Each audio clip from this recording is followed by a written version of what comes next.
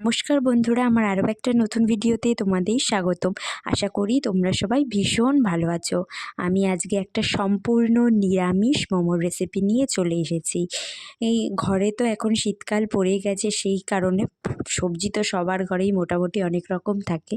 তাই প্রথমে কড়াইতে তেল গরম করে নিলাম, তারপরে আদা ফোড়ন দিয়ে নিলাম। আর তোমাদের কাছে যা যা সবজি আছে তোমরা সেগুলো সুন্দর করে কুচিয়ে নিতে পারো বা গ্রেটও করে নিতে পারো।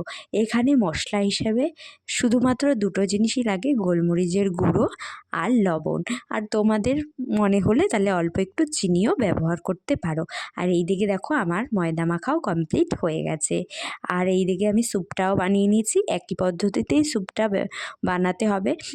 যেহেতু এটা নিরামিষ স্যুপ, তাই এটার মধ্যে কোনো ডিম ঠিম ইউজ করা যাবে না, বা যাবে নিরামিষ স্যুপ। এবার তোমরা খেতে চাইলে, আমি যেহেতু নিরামিষ মোমোর রেসিপি দেখাচ্ছি, সেক্ষেত্রে আমি সম্পূর্ণটাই নিরামিষভাবে তৈরি করার চেষ্টা করেছি।